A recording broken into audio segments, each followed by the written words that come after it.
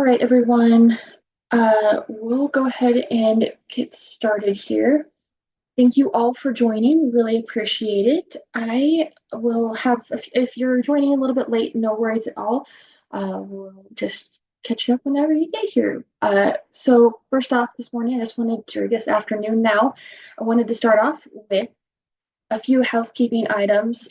Any questions that you would have throughout today's presentations, feel free to put them in the chat function, the Q&A function, or and they will also be answered at the end of the presentation.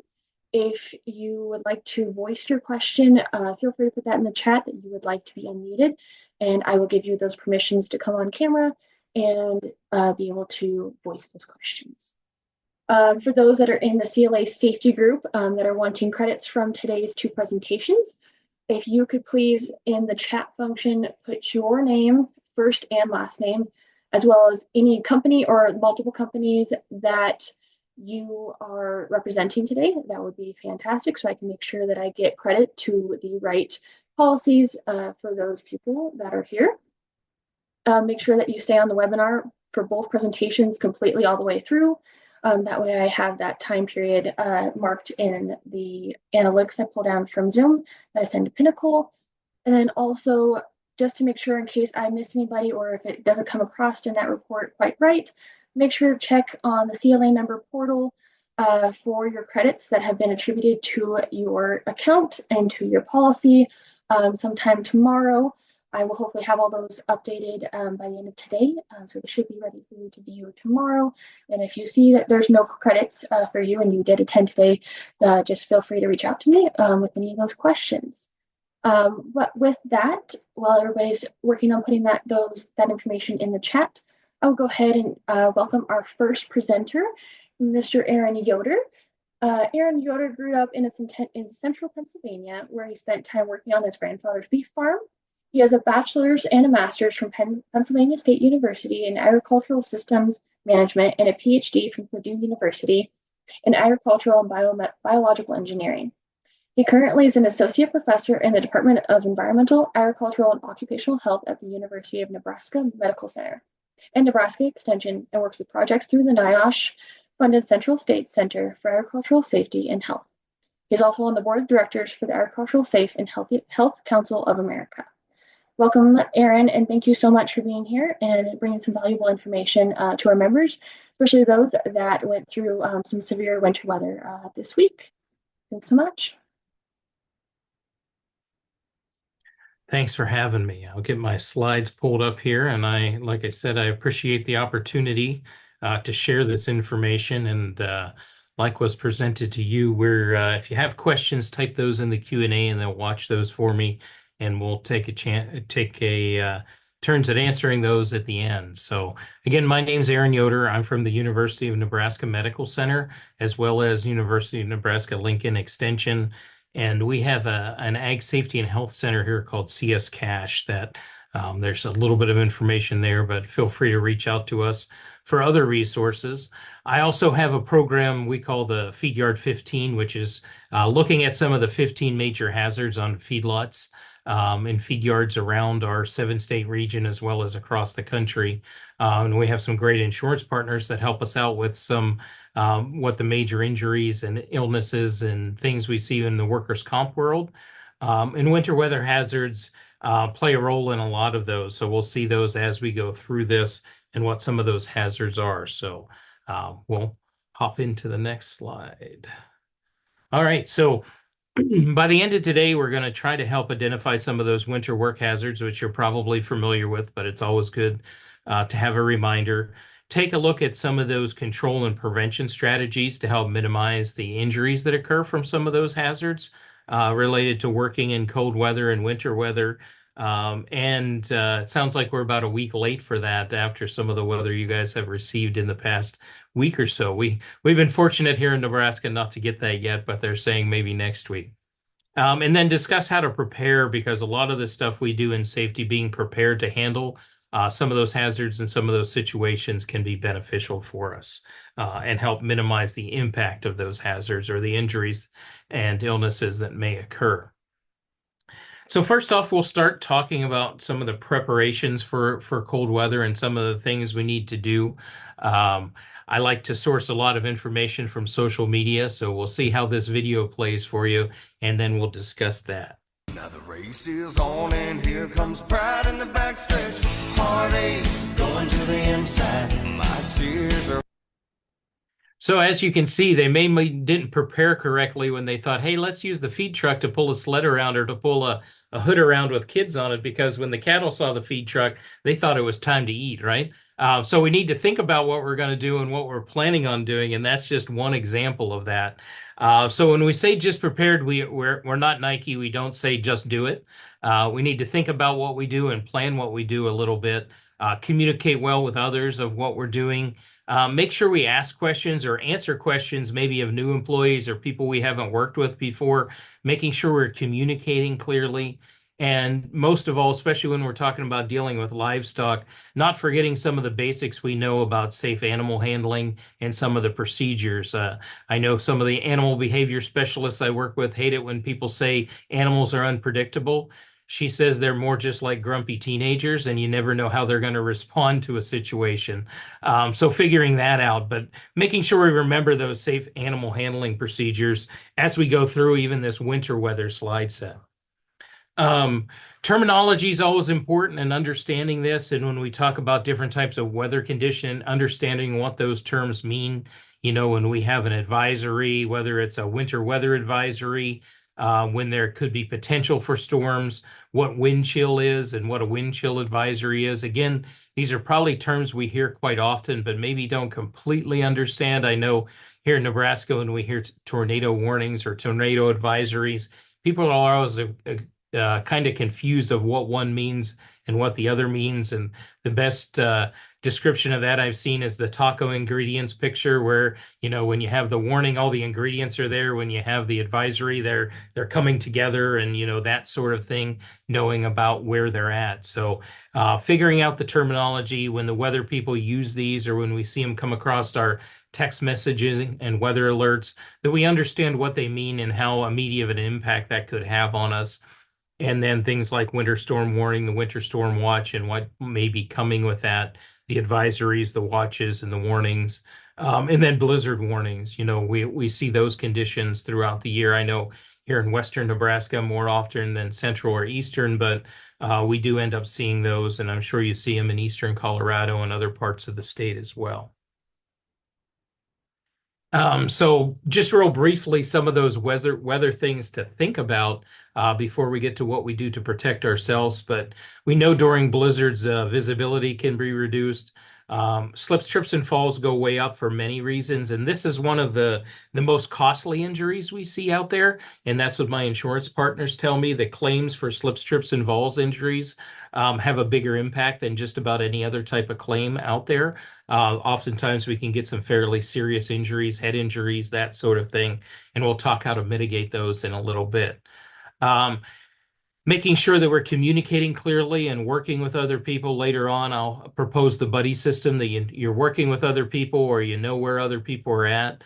Fortunately, on the feed yards I work with, that's easier because there are more people. But when we talk about smaller or more sparse operations, sometimes they don't have multiple people doing the same task at one time. And that can lead to sometimes not notifying people or not finding people when they do get injured. And then driving in this weather, as we all know, if we've experienced some of these conditions, making sure that we need to be out there for doing it, modifying our tasks if we can to try to stay out of the weather. I know there are certain tasks that we have to do, but if there's any flexibility in time of day, or doing it a different way for maybe a day or so, making sure we have that in place. And again, some of that comes down to planning. Do we have the feed where we need it to be for a few days? Or do we have to transport feed, that type of thing, or the resources we need in a location, and workers, getting to and from the job. So lots of things to consider in a situation like a blizzard. And then right along with that, the high winds that maybe go along with it, making sure that, everything around us is stable. We don't have flying objects. Um, you know, Talking about opening and closing windows and doors when we have, or especially when we're talking about large barn doors and that sort of thing, or other types of structures that could become unstable when it comes to the wind. And then just how that impacts the animals. We know that they're all the fight or flight senses are up high when winds start picking up and they can't hear and see as well.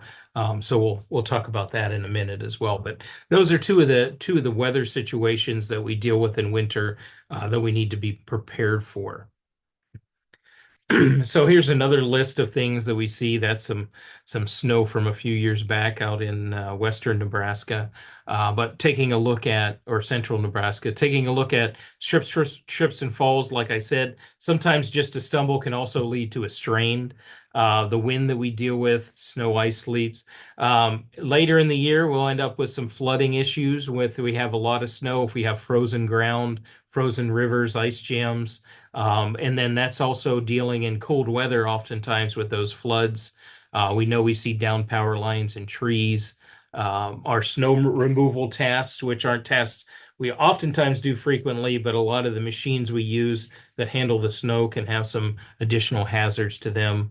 We mentioned winter driving. I'm going to get into cold stress here real soon, and then dealing with equipment and clothing.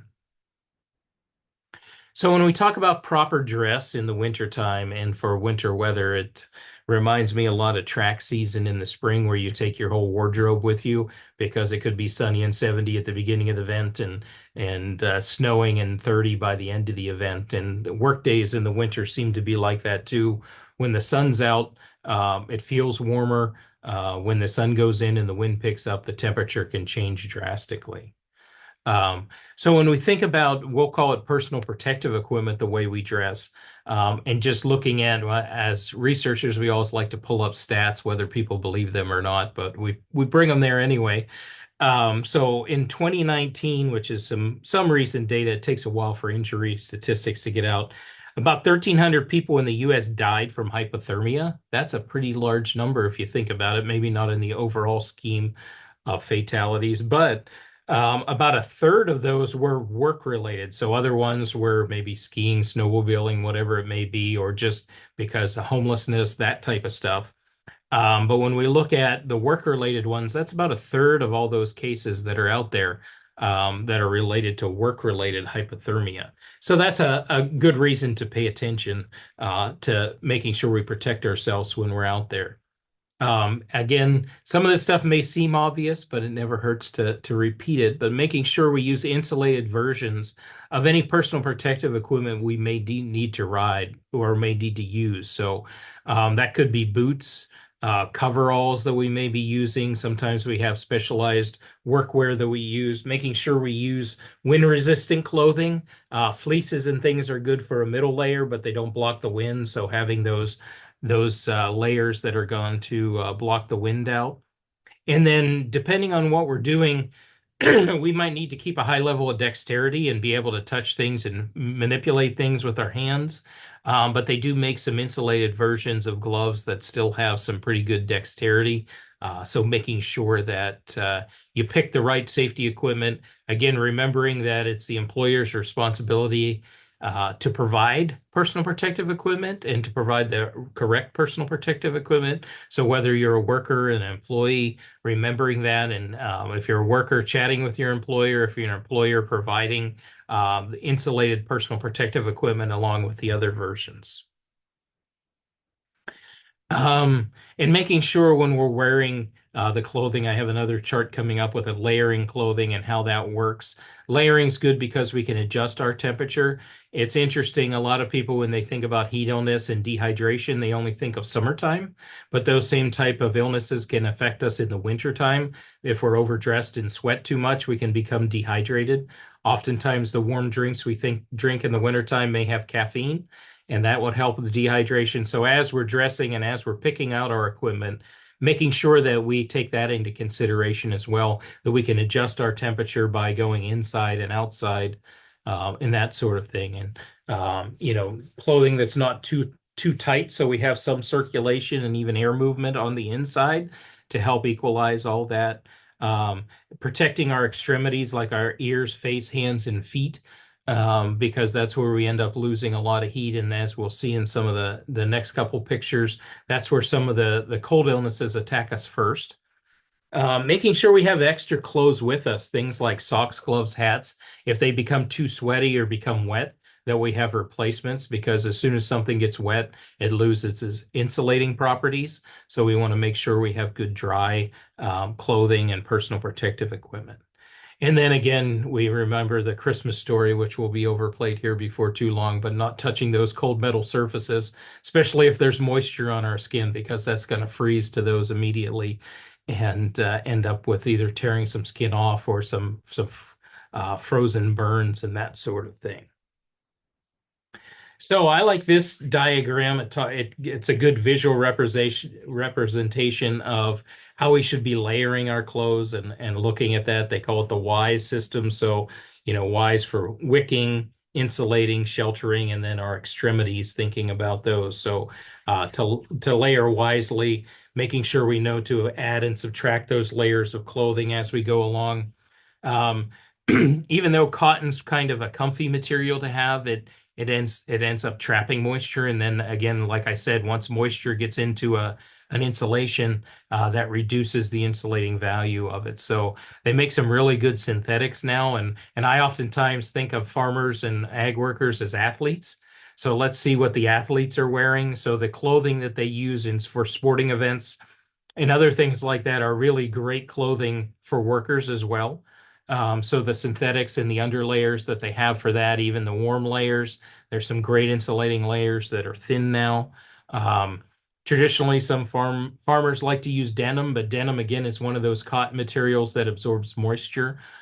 So having that, if we do have it being an outer layer with some sort of waterproof layer or a mid layer with a waterproof layer over top of it and another synthetic layer under it to do that. So thinking about how that works, where we may or may not want to trap moisture, starting with our base layers and socks to our to our warm layers in the middle, our jackets went to block us from the wind and the wet, and then all those extremity things we have our neck warmers, hand warmers. Fortunately, a lot of those gaiters were popular during COVID, which weren't good protection for that, but they do make a really good warm thing around your neck.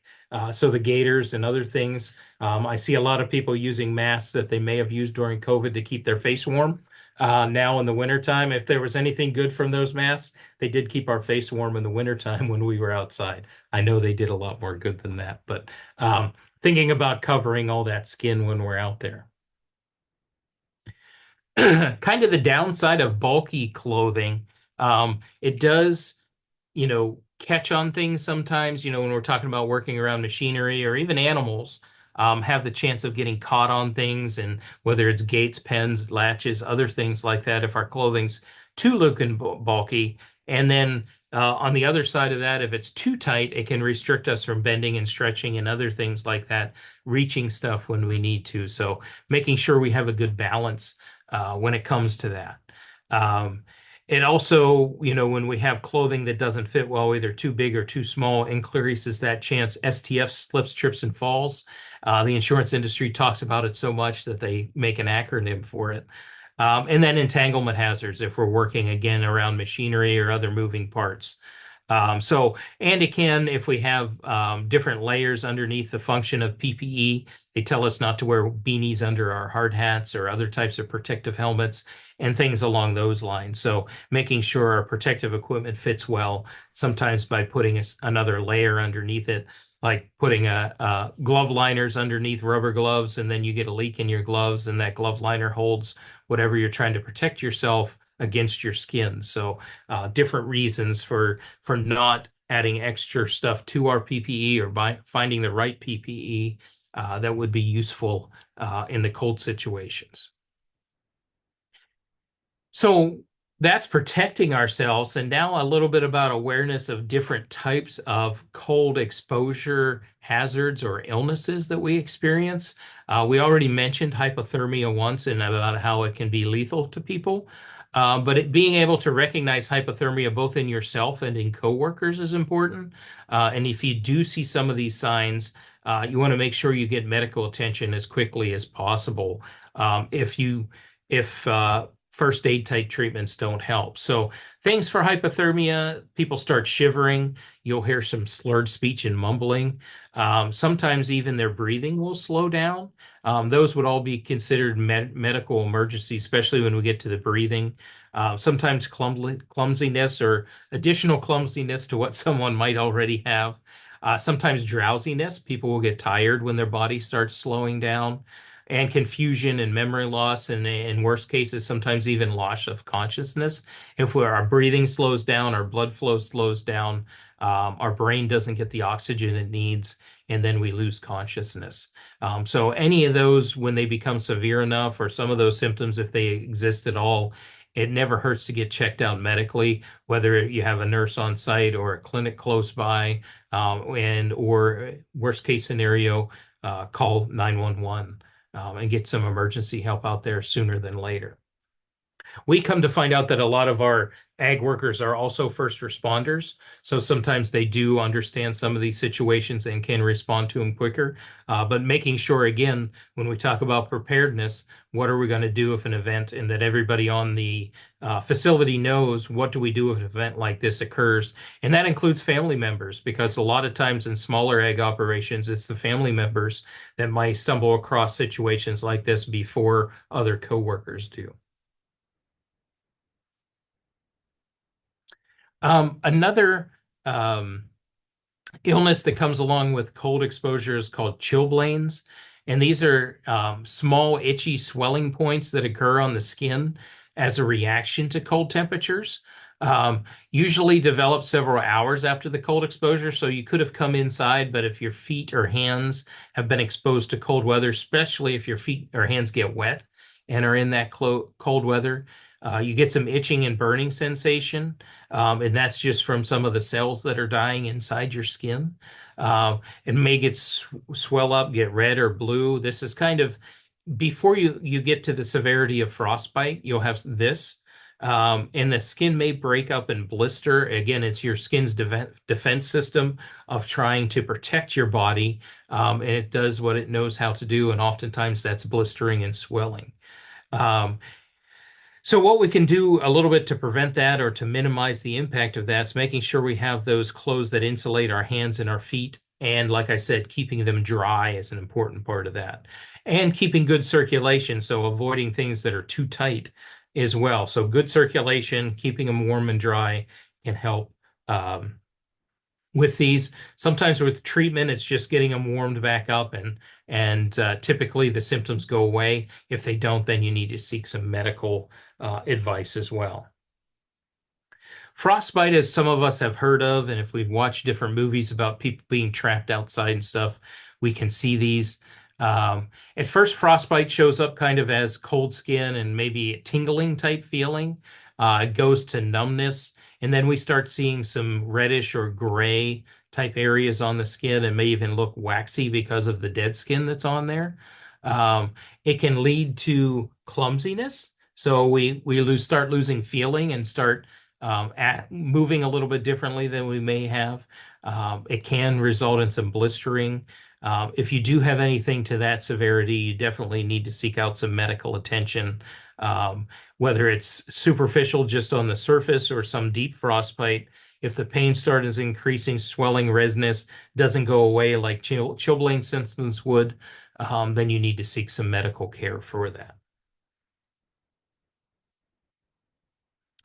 So just thinking about those cold weather health related issues, in some ways we can minimize those. There's other health issues that we see, like people having trouble breathing, especially if they have asthma or other respiratory issues. The cold air sometimes can constrict our respiratory system and make it harder to breathe. So keeping ourselves warm, monitoring the people around us, and monitoring ourselves for those can be important. But some ways we can minimize those health-related issues in cold weather, making sure, again, we have those layers to give us insulation, making sure we have good windbreaker jackets, things that are going to keep both the wind and the water away from us, making sure our boots are waterproof and insulated. Depending on the type of footwear you wear, I know they make varieties from cowboy boots up to construction type wear, even sneakers now that provide all those things depending on what footwear you like to have. Making sure that we wear hats. Even if we're wearing cowboy type hats, we can still wear headbands and other things to keep our ears and other parts of our head warm, or other insulation methods underneath. Making sure we take breaks the same way we think about it in warm weather, of taking breaks often and giving ourselves, in this case, the chance to warm up and our body functions to pick back up. Taking breaks that sometimes it's even just out of the wind or in the sun, those type of things to warm us back up. And then carrying extra gear with us and making sure if anything gets wet, that we replace that we're not over insulating ourselves and becoming too hot in the tasks we're doing. Having hot liquids around, preferably without caffeine, but even with caffeine, that helps warm us up and keep us moving, and protecting us from keeping our internal body temperature right. I mentioned preparedness a little bit, and part of preparedness is training. So just briefly mentioning training when we talk about, what should we be trained about? And like I previously said about the prevention, training our workers and ourselves how to prevent some of these cold-related illnesses and winter weather illnesses, and safety issues, that we're trained to recognize those type of illnesses in other people as well as ourselves. Train us to be willing to react to it, and how to treat and or repair some of these type of winter weather health hazards that we might run into. And then training is also good to help monitor things like weather, other types of systems, which we'll get into in a minute, and how we can prevent hazards by monitoring some, maybe even like our machinery and animal handling systems, and then monitoring other workers. It's this time of the year when my kids joked the other day they went to class without their appropriate clothing on, and when they walked across campus, they were a little chilly and maybe even a little wet when it was raining the last time. So making sure that we understand what the weather's going to be for the next day. And as obvious as it may seem, maybe we need to communicate that with our workers to remind those, especially at this time of the year when the weather might be changing from some mild conditions to some blizzard-like conditions and back and forth, making sure that they're prepared to protect themselves. Time management, probably the best statement ever for this is I'll get gas in the morning, right? We all think that's a great idea. This time of the year, it's even worse.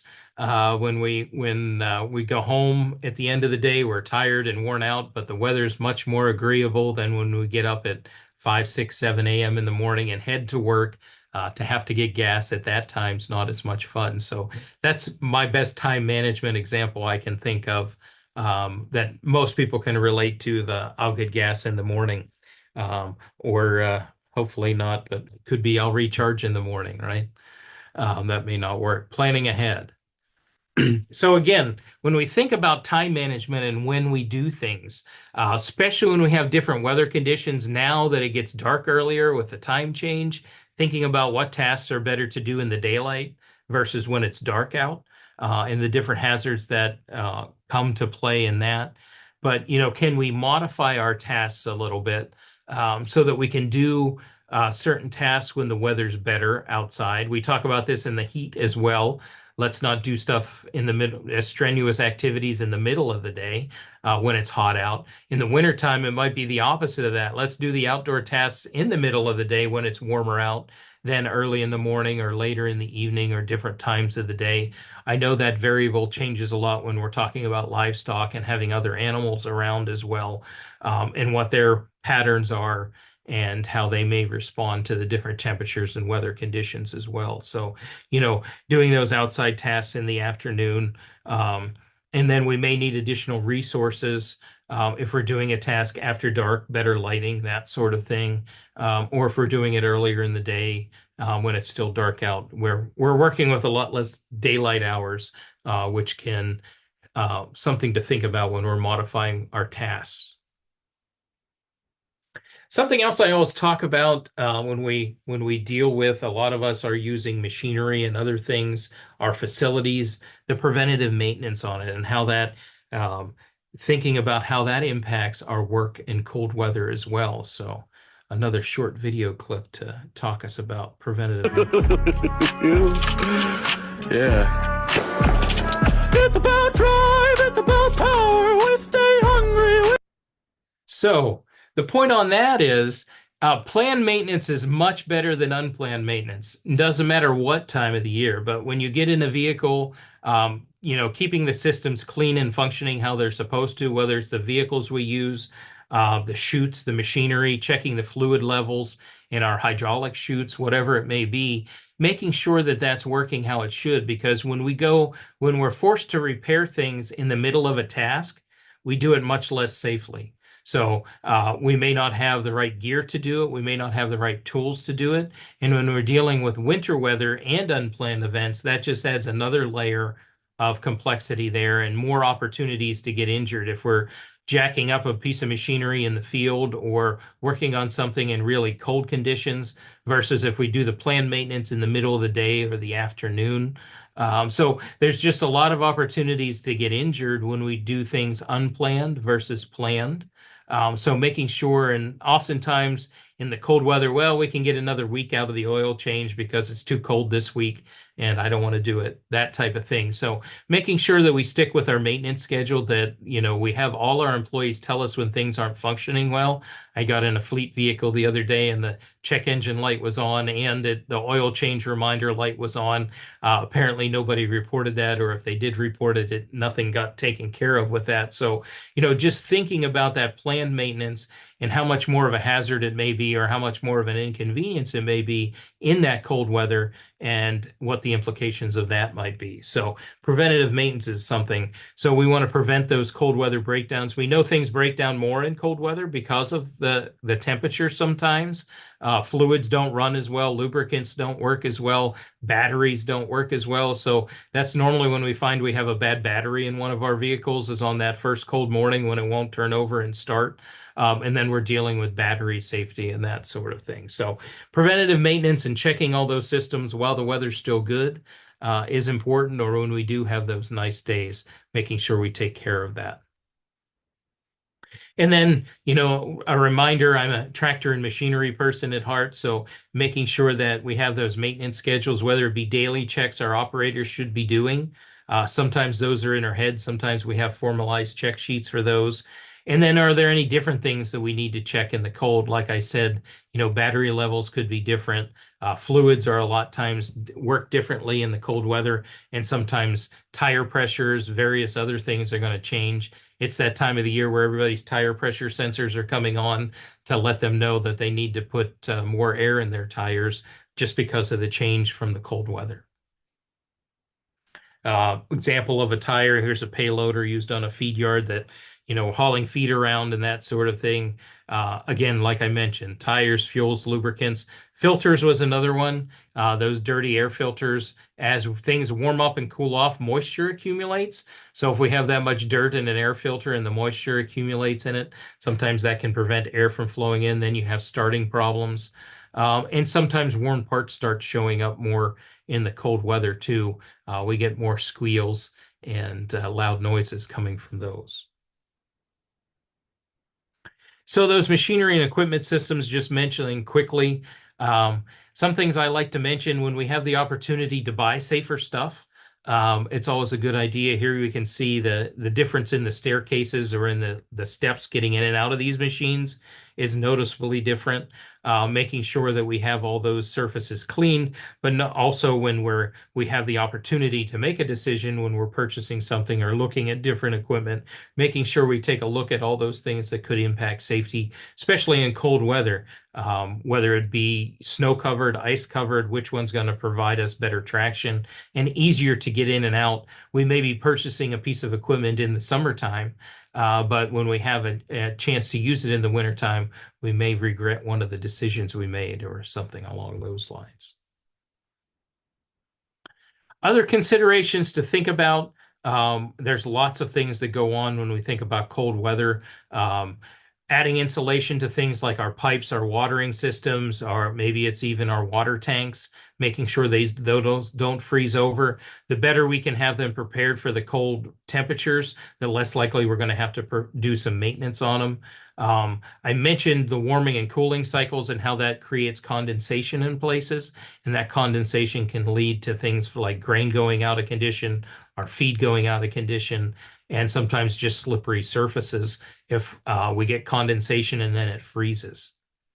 Uninvited guests this time of the year when it starts cooling off out and we see some nastier weather. Sometimes we have rodents and other types of animals that try to come in and looking for shelter. So making sure we're aware of that, not getting bitten or attacked by an animal per se. Talked about batteries already. Make sure if we're doing the jump starting that we do that and proper procedures. Warming up machinery, don't need to overdo that. But again, like I said, lubricants sometimes need a little bit of a chance to warm up. Keeping the equipment clean. We saw the stairs on the previous one here. If we keep the mud and dirt off of those, it's going to provide better traction. And then if we get ice or snow on top of that, having the clean surfaces, it's going to be easier to clean off and less likely to be a slip or trip hazard. Although when we're cleaning things off, let's try to avoid using open flames. A lot of times we see flame weeders and other tools like that being used to thaw things out. That can lead to a whole other set of problems, especially if we have oils, lubricants, and fuels around, or feed, which could be flammable. So other sources of heat are better than open flames when we're thawing parts. But I've seen it done successfully, but I just give you caution for using open flames to be thawing things out. All right, now summarizing some of this stuff and then figuring out some best practices that we can go through with this. Thinking about when and where we do things. Yes, it's great to get that cart of grain where it needs to go, but they might have made a bad decision in this video. Pulled into town like a shooting blonde rock star. She had that western feel, knocks me back on my heels, playing my heart like a... So that's not a situation you'd want to have to deal with. Taking the tractor and a cart, which both have summerish tires on them down an icy road, probably wasn't the best decision that day. So figuring out different times to do it, maybe different equipment to do it with, that type of thing, making sure that we're doing that all well. But now they have a much bigger hazard to work with and to deal with, not to mention the loss of product there. And then just being prepared. Here's a tow strap on one of the feed trucks. This was on one of the feed yards we were working on when in the cold weather, the feed truck decided to give out, figuring out how to get it back to the shop to work on it and repair it. Having the right tools. Here you can see they have a good tow strap, and being prepared to deal with situations like that, even if you don't want to. So, can't say this enough, but planning is the key to prevention. So if we plan, we can avoid some hazardous situations or some situations that we may get injured in. Dealing with the cold weather, again, looking at that forecast, make sure we know what we're dealing with. We know things can change, but they're pretty good at the forecast these days, at least for the next day or the afternoon. Planning that work if we can in the warmer parts of the day, or dividing the tasks so we'll do what makes sense at the right part of the day, having that appropriate clothing. I did mention already keeping hydrated. We think in the wintertime, sometimes we don't have that dehydration risk, but we still do, especially if we're sweating and doing manual work still. Alcohol and tobacco use can influence that, so I won't say any more about that, but I think we're aware of that. Taking breaks to get out of the cold. Knowing those signs of cold stress and being prepared for that. So the training for us and for others. And I mentioned before that buddy system, working with other people so that we can keep an eye with each other. I always say you don't want to be the only person on an operation that's trained in first aid and rescue, because if you go down, then nobody else is there to help you. So it always feels good when I work here at the medical center or when I'm out in the field working with others from the medical center that I know there's other people there that'll have my back if I go down for some reason. So working with that buddy system as much as possible. And if it's not completely possible and you have to do some tasks by yourself, at least informing people when you're going, where you're going, and when you expect to be back, so they can keep an eye out for that. And there's a lot of cool technology tools. As much as our kids hate Life 360 and some of those tools, there's some great technology we can use to check in or to track other people that we're working with.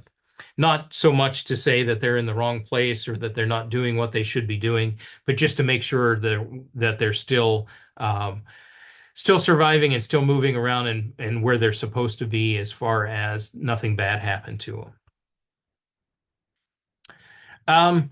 Just a few more tips there when in the summary, making sure we keep all our surfaces, like I said, clean. I talked about that, keeping our footwear clean and using the right footwear when we go in and out of things. Sometimes when things are icy, it's best not to approach them.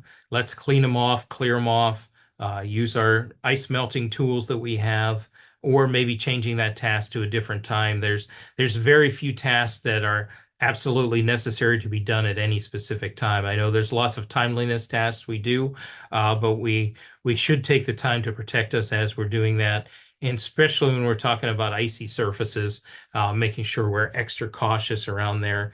And one of the largest claims we've heard of from our insurance carriers is people slip, tripping, and falling in parking lots, especially when it's icy out. You're transitioning from your nice warm vehicle onto an icy surface, and people go down and get hurt. Oftentimes you're between vehicles. There may not be anything to catch on. So being aware of those surfaces that are slippery before we start walking on them or moving on them. Just some quick tips for walking on ice. We do lose heat quickly, and normally when we start getting cold, we tense up, whether that be our jaw, our face, or all our muscles. So making sure that we're relaxed a little bit. We respond better to slipping and tripping if we relax ourselves a little bit. I'll send the reminder to the walk like a penguin thing. May not always be the best when it comes to that. So making sure that we relax ourselves a little bit so that if we do slip or fall, I know I used to snowboard and do some snow sports, and staying flexible and loose helps you respond to things way better than if you're nice and stiff and you stand up straight. You're going to hit a lot harder than if you're ready to respond to those things. So again, short steps, not quite like a penguin, but it's close to that. Walking at a slower pace, not being in a hurry, that heel to toe where we just take nice controlled steps. And then keeping our core tight. If you're going to tighten anything up, tighten up your core so you're ready to respond, because as you react to anything, normally you clench up your your core before you make any sort of other movements. So if you have a little bit tighter core as you're going through, that helps you respond to that slipping and tripping. And then knowing the right way to fall. If any of you are skiers or snowboarders, you've probably heard there's a right way to fall and a wrong way to fall. A lot of that has to do with, hitting our sides rather than our front or back, keeping our head protected. And they tell you to put your chin into your chest. That keeps your head protected a little bit more. And don't stick your arms and hands out. My first time I took my older brother snowboarding, he fell, stuck his hand out, and a finger got dislocated from that. So they tell you to keep your arms in, protect yourself. That anytime you stick your arms out, you give the opportunity for hand and arm injuries. So learning how to fall is an important thing. And again, I love social media, but this work center has been accident-free since Joe left. So don't be Joe. Don't be the one causing the accidents, and help protect your coworkers, right?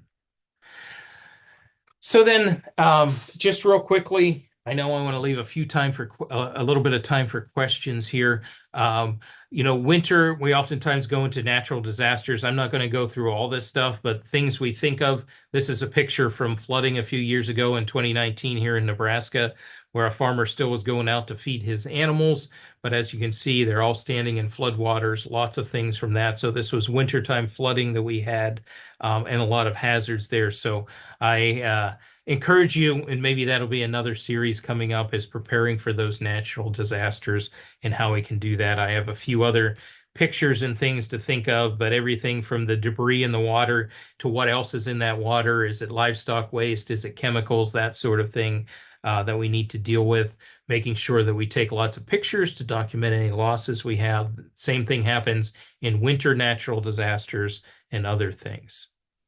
And I won't be there, making sure that we don't become a victim, being patient, doing things well, protecting ourselves, protecting our animals and livestock, making sure that we get the situation stabilized. Like I mentioned, livestock oftentimes are like teenagers, and we know how nervous, if you've had a teenager or a younger child, when a tornado warning happens or you all go to the basement, how they respond to that. Animals are the same way. If they're unfamiliar conditions, they know something's up and they're not quite sure how to act so that we can respond to that appropriately and making sure we have the food and water that they need. So I'm not going to spend any more time looking at that. There might be structures that we need to take a look at. There's a list of this, and we can provide the PowerPoint after of some other resources we can use. I like check sheets. There's a really great one from our UNL beef program and cattle yard preparation for winter time. This would apply to, I would think, any type of animal operation. This is just a few of the check sheets that are out there, making sure we have insulation in our troughs, windbreak set up. It goes down through a whole list of things for facilities, has a list of things for animal health to make sure we're prepared for any health conditions that may arise in our animals, that our veterinary equipment's working well and our animal handling equipment's working well. Like I said, when things get cold, sometimes the lubrication, sometimes the metal parts or worn parts start showing their head more than other times. That personal safety, making sure we keep ourselves safe, and then potential supplies that we might have to have. And so that winter first aid kit or winter preparedness kit, if we want to think of it that way, like the tow straps I mentioned in the one feed truck getting towed. So great check sheets. There's a few others. We have some sister ag safety centers similar to ours. There's one at Colorado State. This one is in Minnesota. They have some great check sheets. Here's one for working in the cold and winter, and it talks about like the time management, working in pairs. You can see all the other stuff to consider. So check sheets are also good when it comes to that. So that's through my material for now. Left a little bit of time for questions. So I will stop sharing my PowerPoint and see if we have any questions that we want to work on. We have one. Mary wants to know, are we mandated to provide cold weather gear? Can you repeat that one more time? Are we mandated to provide cold weather gear as employers? I don't think there's a mandate for that. You'd have to look in the specific. Employers are responsible for providing the safety equipment that's required for a job. And so I guess that would be up to interpretation whether the cold weather gear is required safety equipment. So you could, one thing nice about if you're responsible or held responsible by OSHA, they have a consultation program where you can ask questions like that to see how they would interpret it, because different states, different regions interpret some of that stuff a little bit different. That would be the only mandate that I would be aware of, is if an OSHA inspector, if you're under the jurisdiction of OSHA, which means you have 10 or more employees, if you're not under the jurisdiction, you're still supposed to follow those regulations, but it's a little bit more of a gray area. But the only mandate I would see is if OSHA, they could always use the general duty clause against you to say you're not providing a safe workplace. So it wouldn't hurt to, if you're unsure. Most employees bring their own stuff and have their own stuff. Caution with that, if they bring their own safety equipment, you should take a look at it and make sure it's still safety equipment.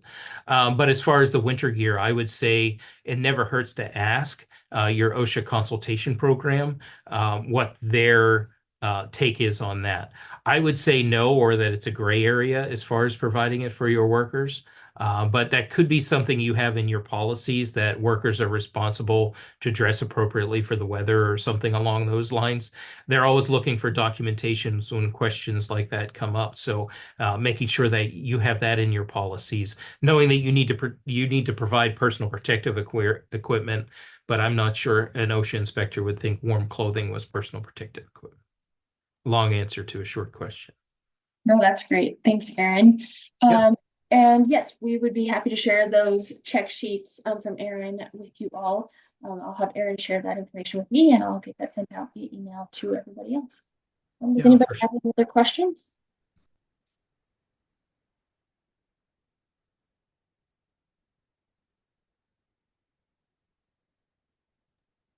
Doesn't look like it, Aaron. All right.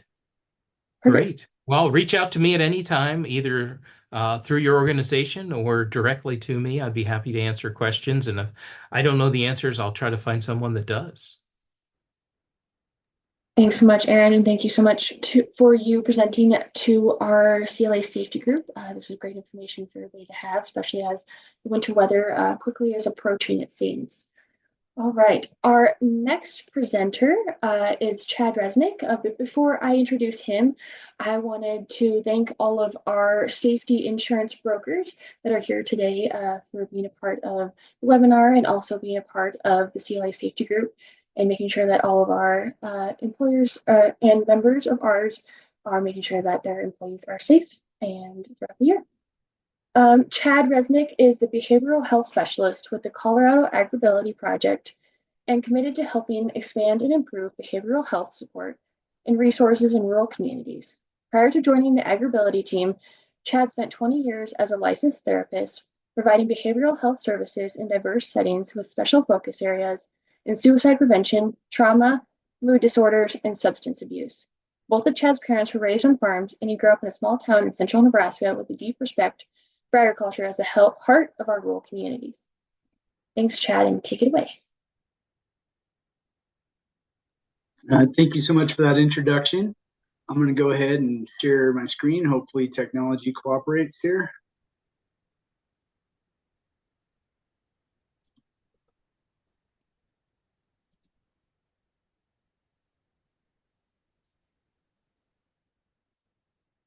So far, so good? Looking good. Okay, so our topic today is on managing farm stress, so stress doesn't manage us. And let me just say real quickly that I will use the term farmers to be all-encompassing of anyone in the production of food, fiber, or fuels. I recognize that we're speaking to the Colorado Livestock Association, so ranchers probably make up a large portion of this, and I don't want to feel exclusionary to any particular branch here. So I work, we are housed within Colorado State University Extension, and our program is the Colorado AgrAbility Project. The Colorado AgrAbility Project has been in existence in Colorado since about 1999, so about 25 years, and they have served over just under 700 farm families across Colorado. The primary focus has been to support people in the face of accidents, illnesses, injuries, or adversity to be able to overcome those and continue in this most important of occupations. So our rural rehabilitation specialists will go out onto someone's farm or ranch, spend the day kind of going about their business with them and look at can we recommend assistive technology or adaptive equipment that would allow someone to continue in this work maybe in a way that's safer, more efficient, more productive. So this could be anything from helping someone get a track chair to high dollar items like a lift that moves someone from a flatbed truck up to high profile equipment like a combine, to simply just looking at how to put a different handle on something to help someone with arthritis. So for those bigger ticket items, we have to work with organizations like Department of Vocational Rehabilitation to get that funded. But our services to go out, do the assessments, combined with 25 years here in Colorado and the national project, they've been able to find a lot of cost-effective and incredibly resourceful ways of creating adaptive equipment to help people. So about 3 years ago, well, actually, before I get to that, I'll introduce myself real quick, follow up on the initial introduction. As mentioned, I grew up in central Nebraska. I wanted to include a picture to show that not all Nebraska is flat. I grew up around Ord, Nebraska. Most of you have probably heard of that because it's the cultural epicenter of Valley County. Beautiful place there in Nebraska. Both my parents were raised on farms. They chose all farm professions themselves, but I was able to spend a lot of time being able to provide cost-effective labor to my grandparents and my uncles as they ran cattle and pigs and did soybean and corn. So I went on to become a therapist, done that for about 20 years, and really appreciate the opportunity to join the Colorado AgrAbility Project because it's been fantastic way for me to blend my personal values, my respect for the work ethic, the cycle of life, the seasons, everything that I learned from being a part of agriculture, have that personal background and blend it with my professional background. So to jump to that, The 2018 Farm Bill broke the country into 4 regions. They're called Farm Ranch Stress Assistance Networks. You'll see that Colorado and all the states north and south and west are in green. We represent the Western Region Agricultural Stress Assistance Program. So I get to work with all the land grant universities and different organizations across these Western states, unified by a desire to reduce farm stress and reduce suicide in our ag and rural communities. So we also have 3 regional specialists that work directly with a lot of our Colorado communities. And our mission is to expand and improve behavioral health support for farmers, ranchers, workers, and their families throughout this Western region. So a large part of the push to deal with farm stress came from some initial data that showed a significant prevalence of suicidality amongst agriculture as an occupation. I don't like to go too far into the doom and gloom. I don't like to go into a lot of those statistics, but I'd say if there was a benefit to that becoming more public, is that there was a need to recognize how to develop networks and better supports for our ag producers. Ag as an occupation has some highly unique risk and protective factors, everything from the volatility of finances, legacy consideration, prices, weather, policy. There's so many factors in agriculture where success is dependent upon so many things beyond your control. It makes it a really unique occupation. Prior to joining the AgrAbility team, I was working as a clinical director at a juvenile correctional facility. And this was pretty stressful work. There was a lot of crisis, a lot of fights and assaults. It became especially dicey during COVID. But some unique aspects of that was that I left every day, even if it was later than I anticipated, hours after my scheduled shift.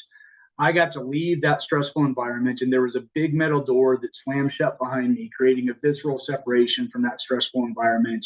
I had a 30-minute drive to get home to get my head straight before I went and interacted with my family, who were not involved in that same stressful environment. My kids have no pressure to become second-generation therapists, and in spite of how much of a dumpster fire it may have been at any particular day there, my paycheck was the same every month. It came at the same date, and whether policies from the state, none of that changed anything having to do with the basics I needed to make sure that my security was intact. Agriculture is obviously a different set of challenges, and it's worth recognizing the need for some very specific support for that. Those green states that I mentioned, we did a survey and interviewed just under 800 producers across the Western region to look at what are their stressors. The top 3 reported were workload, lack of time, and financial worries. So probably not too surprising. One of the things to understand with farm stress is this concept called the agrarian imperative. This is a concept that was coined by a gentleman named Dr. Michael Roseman, pictured here. He is a psychologist and a farmer from Iowa, and really kind of considered the godfather of agricultural psychology. He, out there in Iowa, was really focused during the 80s farm crisis on trying to help support people in the midst of increasing foreclosures, a lot of suicides back then. And the idea of having the country broken up into a network that could work together to address this was actually his idea. He wanted it back in the 80s. It took almost 40 years for that to come to fruition. But he has this concept called the agrarian imperative. And he describes it as almost a genetic drive that pushes producers to take uncommon risks, work uncommon hours, all rooted in a sense of connection to the land. And this is not necessarily meant to be a romanticized idea. Certainly connection to the land gives people a sense of meaning and purpose and allows them to deal with the financial insecurity, weather events, all sorts of things. However, it can also come at the cost of our social relationships, our physical well-being, our behavior, our mental well-being. And so it's important to recognize that connection to the land and also look at how can we make sure we balance it? How can we make sure that the desire to be involved in such an incredible and important occupation that provides for the entire world is also rooted in taking care of ourselves, and particularly the equipment between our two ears is some of the most important equipment in your operation. So let me go back to that definition real quick. So he says the agrarian imperative is an innate connection to the land that drives agricultural producers' industriousness, resilience, and determination to protect it at all costs. I want to say a couple things about industriousness and determination. Most of us have heard the saying, what doesn't kill us makes us stronger. And normally when I'm presenting this in person, I'll ask, for a show of hands, how many people are familiar with that saying? Almost everyone puts their hands up. And then if I ask further, does anyone know who said that? Inevitably, people say it was my grandfather. And that's true. Usually this is a saying that's been passed down by generations. But the point of origin for it is actually this gentleman right here with the fantastic mustache. This is the German philosopher Friedrich Nietzsche. He's the one that said, what doesn't kill us makes us stronger. What's interesting about that is that Friedrich Nietzsche died an early death, almost unable to communicate for his last 10 years, spent that decade in and out of mental institutions because he never got a chance to deal with all the traumas he endured in his life. So this sounds good, and it kind of appeals to the whole bootstrap mentality and cowboy up, but there's limitations to it. So anytime I hear that expression, what doesn't kill us makes us stronger, I want to add the footnote of if we have the internal and external resources to cope with it. And a large part of what I want to talk about for the remainder of our time is about internal and external resources to cope. One of the ways to do this is to kind of reframe the question. If we do feel ourselves starting to get stressed, from what's wrong with me to what's happening to me. Part of the reason for so much stigma in behavioral health as opposed to medical problems is that we wrongly assume that if I'm struggling in a mental aspect, that this is somehow a character defect or a flaw or some sort of moral failing. It's very much not. Much of our mental processes are set in motion and dictated by certain biological structures that we all share. And there are some benefits to these structures, and there are some very pronounced limitations to them as well. Towards that end, I want to spend a little bit of time talking about the structure of the brain. Aaron mentioned fight or flight, and I will go into that a little bit. Because again, if we can understand what's happening to us, it can move us away from personalizing that to what's wrong with us. So I'm going to give sort of a simplified version of the way the brain is structured, how that works, especially in response to stress. And this is based on the research of a gentleman named Dr. Bruce Perry. He did a bunch of research on the impacts of trauma, childhood trauma on the developing brain. And so a lot of this understanding comes from his work. If you're interested in geeking out to things like this, he's a fantastic resource to look into. But he basically looks at the brain increases in complexity from the bottom up, and it develops through the course of our lifespan from the bottom up as well. The most simple aspect of this is the brainstem. This controls things we don't have to think about, but that keep us alive. So sleep, blood pressure, heart rate, body temperature, breathing, things like that. This is the autopilot that makes sure we survive. Moving up from there, we have the midbrain. This controls things like our movement, arousal, appetite, satiety. It basically operates on very black and white principles. And this midbrain is sometimes called the diencephalon or the lizard brain. So you get one of the ways to understand it is think of it as a similar structure we share with reptiles. And if you think about the mental functioning of most lizards, they're not very good at financial planning. They're not very good at writing poetry. They tend to operate from eating, tracking down prey, avoiding prey, moving into the sun when they're cold, moving out of the sun when they get warm. Pretty black and white basic operations. Moving up from there, we have the limbic system. This is what we share with most other mammals on the planet. So if you think about the mental capacity of your dog, they can show emotion. They have a strong sense of attachment and social order and appreciation for things like affection and being fed.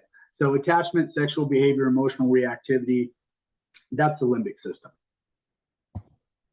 Moving up from there, what makes us uniquely human, the cortex, or specifically in the very front part and top of the brain there, the neocortex.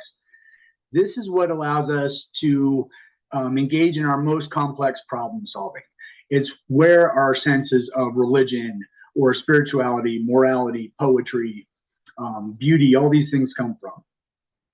It's also what allows us to assess our situations, to engage in risk-reward analysis. And so that makes up the basic structure of the brain as a really simplified version. The reason this is important is because all of these elements play a role in fight or flight. And basically, the fight or flight mechanism that our brain has is our primary hardwired way of managing stress. So to understand this, we also have to think about that the vast majority of our time as a species on this planet has been in small hunter-gatherer societies. And our brains really evolved to help us to deal with that. So fight or flight has its place in this setting. So for example, there are, I can't see it right now because of my screen, but I think there's about 55 of us on this call, which is relatively representative of a small tribe. So let's say a good number of us from our tribe here go out into the forest. We're going to try to hunt down a wild boar, feed our tribe for a little while. And while we're out in the forest, I happen to get bit by a blue snake. This snake is incredibly poisonous. It's got me like writhing in the fetal position on the floor of the forest in pain. And I have to rely on the care of my tribe to pick me up, carry me back to the village. Maybe the medicine woman can fix me back up. And in about 2 weeks, maybe I feel like I'm ready to go back out in the forest and hunt again. So let's say I get out there. We're going about our business, same paths we usually use. Everything's pretty predictable. Feeling good to at least have my sense of purpose. I can contribute to my tribe again. And as we're walking along, out of the corner of my eye, I see a blue flower. So in that split second, what happens to my brain? Again, this is based on the fight or flight response. So what happens is because of this painful and potentially life-threatening experience, my brain has coded the color blue to be a threat. And so if I happen to catch something like that flower out of the corner of my eye before I recognize what happened, and can even think through what that may be, first thing that goes out the window here is that cortex.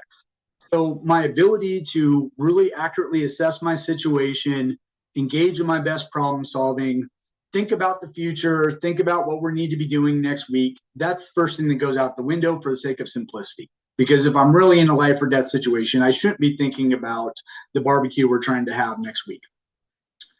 So the limbic system fires up.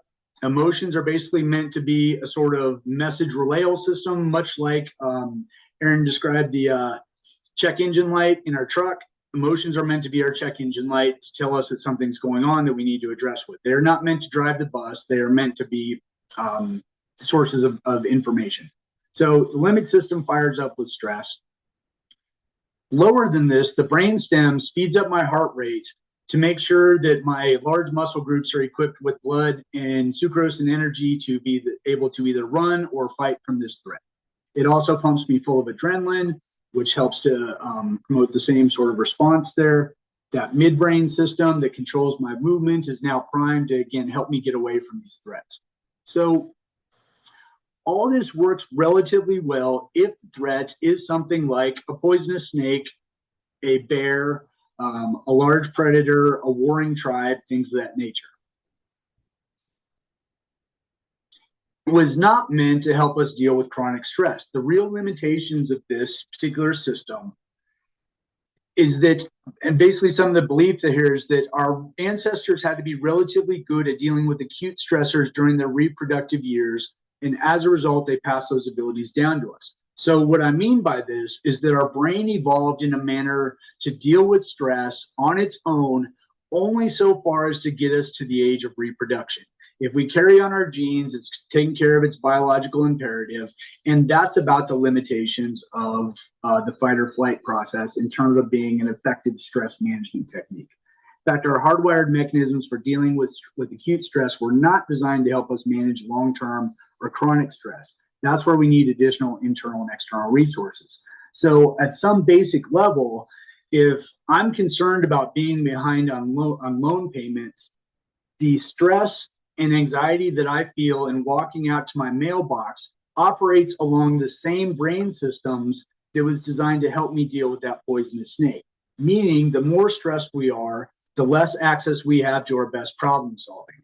Our relationships can be impacted, our health can be impacted. So much of our physical health and physical health illnesses and problems are stress related. So basically anything happening along that continuum, if it's negative, it affects everything along that continuum. If it's positive, if we're taking steps to help us that specifically target some of these pieces along that brain structure, it also helps the whole. Some basic signs of chronic and prolonged stress. One of the things to be aware of is when that fight or flight system engages, it releases a really nasty chemical called cortisol, which has all sorts of negative health effects. And over time, what this can begin to look like are pronounced behavioral changes. So we see changes in people's routines. Maybe someone that was always up well before the crack of dawn is now sleeping in an hour after the sun comes up and getting behind on their chores or what they need to do for the course of the day. Our physical appearance can change. When we take less care of our appearance, or we start to make pronounced differences in how we present ourselves. Our moods can be highly volatile because, again, looking at that system of the brain, the limbic system then becomes incredibly active if we don't have that higher part regulating it and making sense of what to do with that information. Our care of livestock or fields can be diminished. As mentioned, stress results in a lot of physical illness. It can result in increased farm accidents because, again, if we don't have the preparation and planning that Aaron was talking about, which are all very much prefrontal cortex exercises and activities. And so, again, if we're stressed, we're not engaging that part of the brain as much as we should. It can result in increases in accidents, change in appearance in the farm, and behavior issues in kids. Our children are absolutely the barometers of how we are doing. Our livestock can be as well. Going back to Dr. Roseman real quick, he did some studies that looked at the stress levels of producers. Dairy producers can actually impact the amount of milk production amongst their livestock. And so on some level, we are all, again, going sort of back to that sort of basic survival mechanisms. We're all very attuned to our environment. And if someone around us is on red alert, we're sort of trained to look at, okay, maybe I need to be on red alert too. So our kids can definitely become the barometers of how we're doing overall. And so if we know all that, what we want to try to promote is resilience. Think about resilience in terms of your livestock. It's not very far off from what we need to be looking at too. Resilience is a process of successfully adapting to difficult or challenging life experiences, especially through mental, emotional, and behavioral flexibility and adjustment to internal and external demands. There's a few things that can determine how resilient we become. One of this is the ways in which individuals view and engage the world. We may not be able to control what life gives us, but if we can adjust how we look at that, that can have an impact on our well-being. And then specific coping strategies, I'll talk about a few of those and then spend the rest of our time today talking about the availability and quality of social resources. So going back to the brain real quick, one of the things to be aware of that's kind of helpful in understanding the structure is we can begin to look at very low-hanging fruit, simple things that are easy to do that can make a difference at the physiological level. So for example, something as simple as breathing. And this gets talked about quite a bit, can be a little bit tiresome sometimes, but it seems to me in my work and in counseling and therapy, there's two things that people need to have in place to make behavioral changes. One is to know why something's important. The second is to know how to do something. So there's a lot of talk about breathing. Something like box breathing is like inhaling for 4 seconds, holding that for 4 seconds, exhaling for 4 seconds, holding that exhale for 4 seconds. To do a few cycles of that, it sounds really simple, but it does have some direct physiological benefits. At its most basic level, if we control our breathing, we control our heart rate. So if we feel ourselves starting to get stressed and anxious, and these lower systems are starting to fire up, which tends to feel like just having a hard time sitting still. You start to get tense, your jaw starts to tighten up, things like that. Breathing can help slow that down. It pumps the brakes on the fight or flight response. So that's something relatively simple. If we also look at the structure of the brain and how this developed, we know that these lower parts of the brain were really, their active development is in utero. Something like the brainstem, midbrain, some of those basic things are being developed while we're in the womb. And the primary sensory input we have there are largely two things. One is the mother's heartbeat. And let's say range there averages from 60 to 100. Let's just say it's around 80, 88 as just a fair number. What they've looked at is that people across the world rock their infants at about that same rate of 88 beats per minute.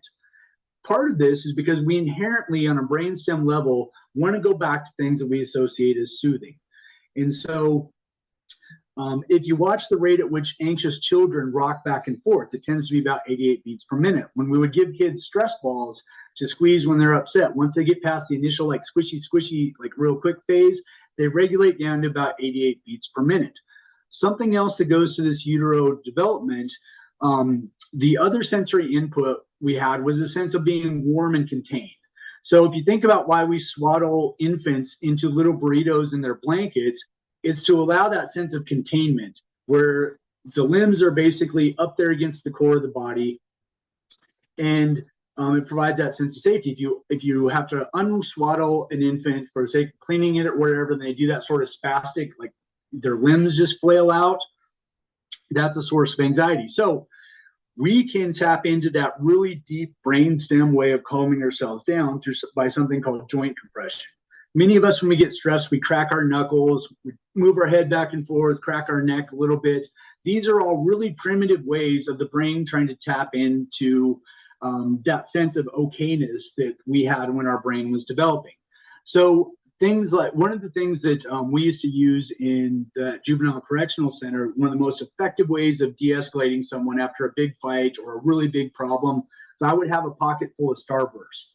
And if I could give it an escalated kiddo a Starburst, the amount of joint compression it takes on their molars and jaw to begin to chew that into something that that becomes workable, that in and of itself is one of the quickest ways to help people de-escalate. And it really comes down to that sense of joint compression.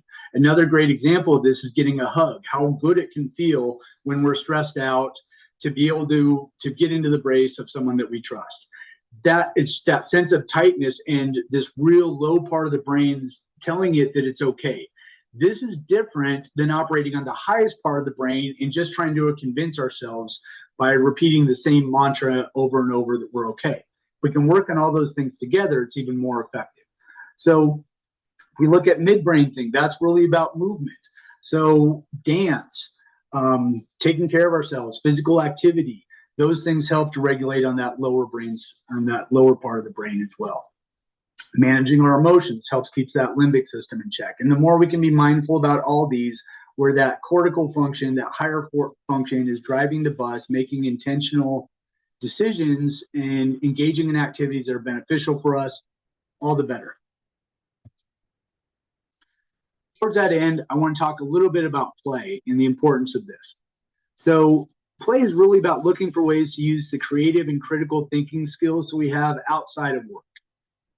This can be engaging and stimulating hobbies or interests that require you to learn new skills, such as music, art, or language. Play helps us alleviate stress and generate a sense of joy as you allow yourself to get lost in an activity without stakes. The fancy $5 term for this is multisensory pattern repetitive movement. That's a mouthful, but what it means is anything that we do that engages multiple senses and has a sense of repetition or pattern to it, that is something that aligns all those different aspects of the brain and gets them working harmoniously. Again, the nature of fight or flight is that they become sort of segmented and each take on their own sort of survival task with that higher function kind of bowing out. And so anything that coordinates all these things together helps to reduce the impact of stress. So this could be anything from crocheting, fly fishing, dance is certainly a great one, playing an instrument, and ultimately it can come down to any activity that's engaging enough for us that we can participate in it and not have to worry about the stresses of what I didn't get done yesterday and what I need to do tomorrow. If we can be fully present in that moment, in that zone, that's one of the best ways to mitigate the effect of stress. So if you needed permission or an explicit suggestion to engage, just spend whatever time you can manage or carve out but allowing yourself to do something that moves you away from some of those stresses and allows you to enjoy just being in the moment. This can be by yourself, it's solo activity. It can be something you can do with your family members or friends, but allowing yourself to do that, I can't stress enough the benefits of it. So Dr. Bruce Perry, who I mentioned with the brain stuff, he describes us as a species of slow, naked, and weak. He says we're not all that fast. We don't have big fangs. We don't have big claws. We don't have plates of armor. And so in terms of the survival of our species, we don't have a whole lot going for us necessarily physiological. So the greatest adaptation and survival factor that we have is our tribe. And it has always been this way. So it's our tribe that has allowed us to deal with every bit of adversity our species has ever faced on this planet, from wars, famines, whatever you can think of.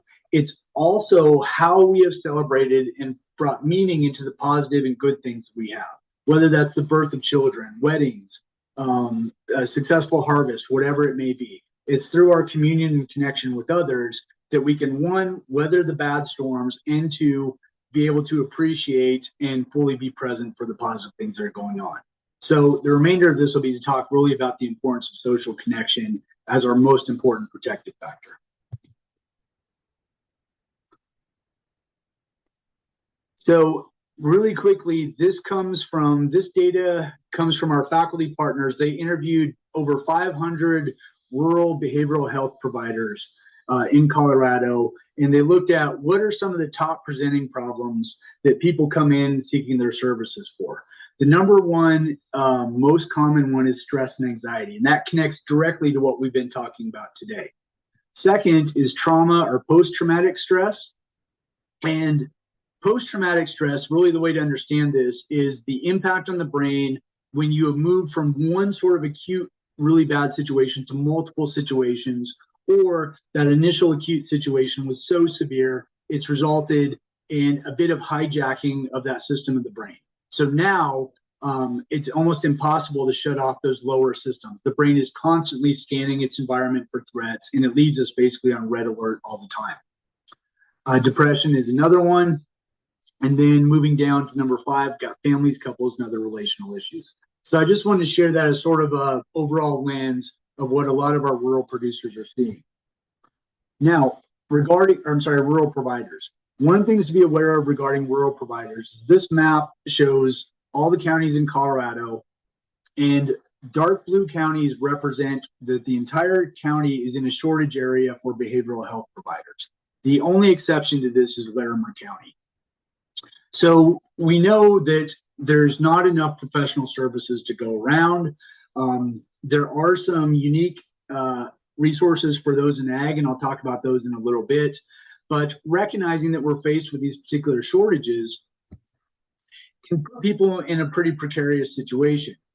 And so not just the absence of professional services, but also just the social isolation that can be part and parcel of working in agriculture and being out in sometimes remote geographical locations, the long work hours, all these things that can get in the way of us being able to really tap into the importance of connection with each other need to be taken into account. In 2019, 46% of farmers said isolation affected their mental health, either some or a lot. In 2020, that number increased to 68%. We would assume that it continues to rise perhaps as it goes forward. That's the most recent data I could find. So then looking at the importance of social connectedness, one of the other ways this becomes important, I've mentioned again the piece about agriculture as an occupation sees higher suicide rates than a lot of other occupations. And again, I don't want to go too much into doom and gloom of that, but I want to introduce this concept of the interpersonal theory of suicide. The vast majority of my work as a clinician, during that time, I probably did thousands of suicide assessments, and the majority of those were based on this notion of the interpersonal theory of suicide. This looks at two of the main risk factors are a sense of being alone and a sense of being a burden to others.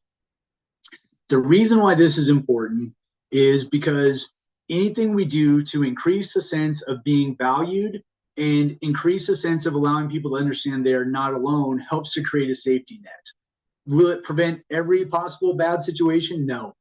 But being able to be intentional about how do we communicate that we value those around us and that we are connected to them. If we can do that, it goes a long way in addressing some of the biggest risk factors. I will say also real quickly, while we're all gathered here today largely to look at safety measures, and Aaron did a great job speaking about some of the seasonal and livestock risks that are involved with that. One of the other reasons why safety is important, and I don't have a slide for this, it just made me think of it, but the National Center for Violent Death Reporting has looked at deaths across occupations and done psychological autopsies to try to determine what were the precursors in completed suicides. And one of the things that was unique to agriculture and completed suicides in agriculture, I would have assumed that finances would have been, by and large, the biggest precursor there. And actually, from their research and their data, it showed that finances as a precursor to completed suicides in ag populations is slightly lower than the general population. However, what was more than 2 times higher as a precursor to completed suicides was chronic medical conditions in our agricultural population. So what that says is that cowboy up drive, that need to continue to climb up onto the tractor or continue to work in close proximity with our livestock while we're dealing with injuries and accidents, can put us at severe risk. And having to live, over decades of chronic pain can really take its toll. So all that to say, an ounce of prevention is worth a pound of cure. We know that old adage. So anything you can do to keep yourself safe. I think going back to the almost 700 families we've served in AgrAbility with those dealing with accidents and injuries, we definitely want to prioritize and encourage everyone to take whatever steps you can in terms of physical safety and well-being. So one of the things that we do to try to help with creating those safety nets and really trying to normalize that idea that we can make a difference with each other by showing that people are valued and showing that they're not alone. There's a program called COMET, which stands for Changing Our Mental and Emotional Trajectory. This was developed out in Northeast Colorado. It was developed by rural communities for rural communities. And it is a 90-minute training that's meant to help give people the opportunity to recognize and respond to signs of behavioral distress in our relationships and our neighbors, and our family, and our friends. And it's available in person or virtual. Our team and people involved in COMET trainers, we have people all over the state. We will go anywhere and provide these trainings for free because we very much believe in the value of it. It's been featured in a number of recent articles. The idea is that all of us exist on the spectrum between wellness and crisis. And if we see someone entering into that vulnerable space, by being able to be this other person that's able to reach out, and something as simple as being able to say, hey, Aaron, I've noticed you haven't been at coffee for the last couple of weeks. How are you doing? Aaron would probably be conditioned, as we all are socially, to say, I'm fine, I'm okay. And then we follow up by saying, no, really, I'm curious how you're doing. I've noticed that you haven't been here. I'm just worried about you. And just little simple ways of engaging in conversation to allow us to check in with someone else, and then to also know what to do if we recognize that someone needs a little bit more help. At its simplest level, it can be something as allowing someone to know that they're seen, they're valued, and just set up a time to meet Aaron next week for coffee, just kind of keep that social connection going. It sounds simple, and that's kind of the beauty of it. But it has tremendous research backing. Everywhere we've done it, people appreciate the value of it. And it's a simple way of being able to tap into that rural cultural value of looking out for one's neighbors and do it in a way that can also look out for their well-being. Colorado is fortunate to have the Colorado Agricultural Addiction and Mental Health Program. We're one of 19 states across the country that currently has an ag voucher program. This allows for 6 free therapy sessions for anyone in Colorado involved in agriculture. So whether you run a feed yard or whether you drive a truck that takes cattle to processing, whatever it may be, if you are involved in agriculture in any way, you qualify for this service. It's 6 free sessions by therapists that are committed to working with those in ag.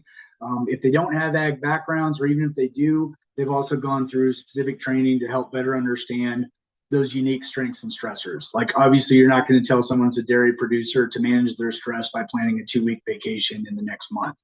And so just little ways of making sure that the people that our producers are reaching out to are committed to working specifically with this particular population. Last year, we provided, I think it was 355 hours of free therapy to our Colorado producers. This is available, like I said, anyone across the state. The sessions are done by telehealth. So as long as you have broadband access, it's a pretty easy and confidential way of being able to connect with someone. We have producers that'll sit in the cab of a tractor and be able to meet with therapists over their cell phone. And so we try to make it as accessible for people as we possibly can. And this program is housed within Colorado Farm Bureau. It's supported by Colorado Department of Ag and Behavioral Health Administration. And us and AgrAbility provide clinical and some administrative oversight to that program. There is also an AgriStress helpline in Colorado. This is basically the equivalent of 988. And 988 is a fantastic resource in case you run into someone that's really struggling. 988 is super easy to remember. Might be worth taking a screenshot of this, or I'll be glad to forward the PowerPoints if anyone's interested. But the AgriStress helpline is run by the AgriSafe network, which does a lot of trainings around safety and wellness across all domains. They have their 988, their call operators are trained in all the same functions as 988 operators, with the additional benefit that they're all specifically geared towards being able to support those in agriculture. So their resources can sometimes be a bit more tailored to those in ag. And that's available to text or call 24/7. Another great resource is Farm Aid. While not 24/7, they still have a tremendous clearinghouse of resources in those Western states. If someone calls into Farm Aid and needs help with managing stress or getting connected to resources, they're offered to have me follow up. So I will do the footwork to get them connected, especially in those states that don't have ag voucher programs. It can be a lot of hoops to jump through to try to figure out a therapist in someone's insurance network that also has some understanding of what it means to work in agriculture. You can also get onto Farm Aid's website, and they have a whole menu and range of options of things you might be interested in learning more about. You can click boxes and they will send you a personalized report in about 1 or 2 days. And it's also a great resource. And then our Western Region Agricultural Stress Assistance Program, or our network of all those green states I showed when we started.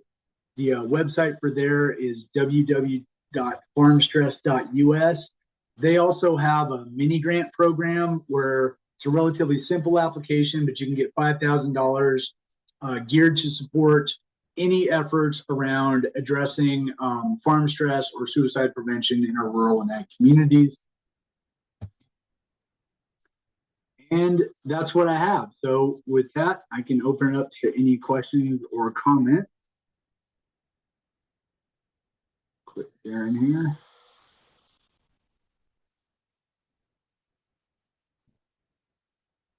Does anybody have any questions for Chad?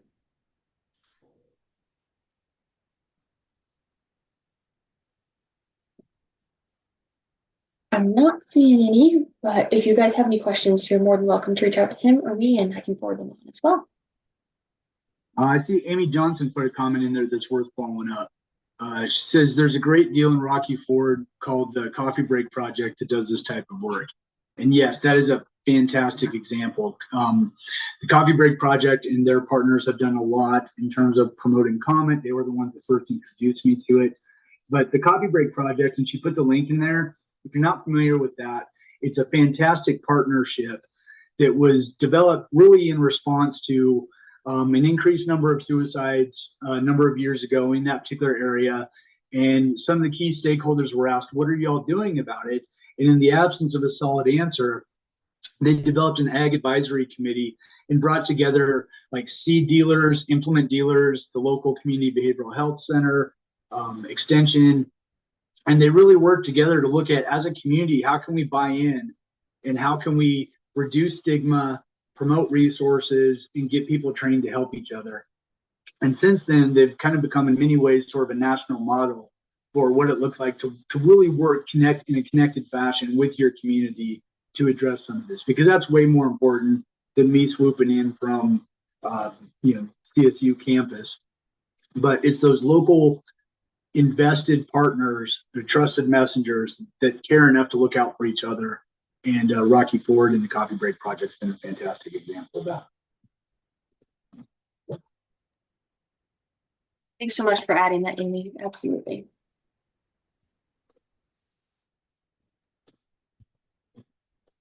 Any other questions?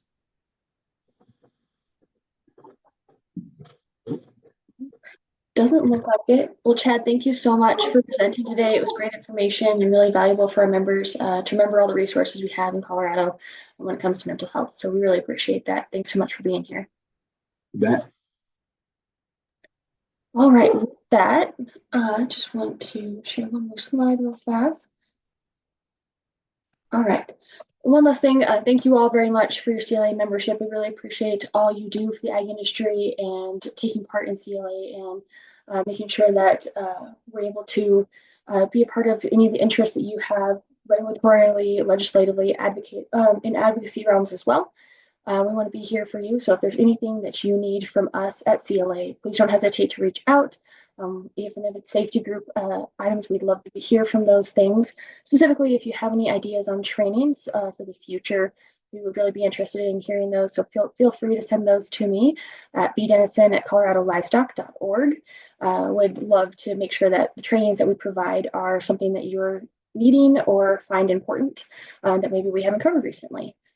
With that, don't forget to make sure to check the portal tomorrow if you want to make sure that your credits have been credited to your membership and your policy for those that are here for CLA Safety Training Credit.